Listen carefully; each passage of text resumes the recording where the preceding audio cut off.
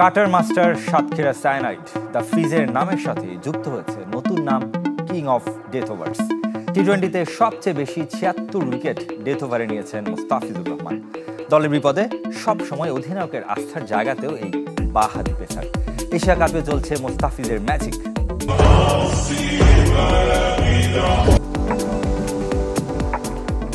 খুব কম কথা বলেন, মাঠেও কারো সাথে আলাপ করতে দেখা যায় না। আজকাল উদযাপনটাও কমিয়ে দিয়েছেন, কিন্তু দলের একের পর এক সাফল্যের নেপথ্যের কারিগর হয়ে থাকছেন মোস্তাফিজুর রহমান, বাংলাদেশের ক্রিকেটের আনসাং হিরো।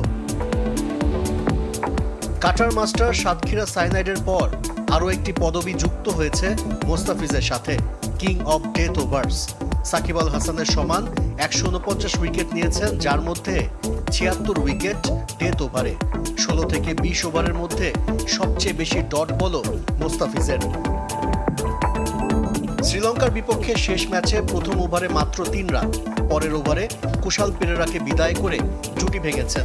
নিজের শেষ ওভারে কামিন্দু মেন্ডিজ আর বানিন্দু হাসারাঙ্গার শিকারীও কাটার মাস্টার।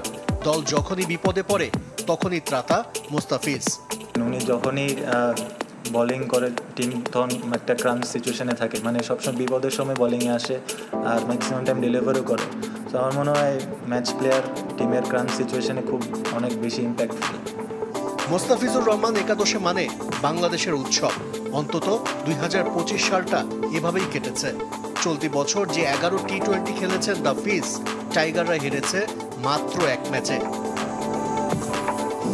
এশিয়া কাপেও আলো ছড়াচ্ছে কাটার মাস্টার। ৪ ম্যাচে ৭ উইকেট, ইকোনমি রেট ৭।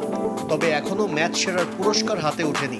তাতে কি, নীরবেই যে দলের জয়ে অবদান রেখে চলেছেন মোস্তাফিজুর রহমান।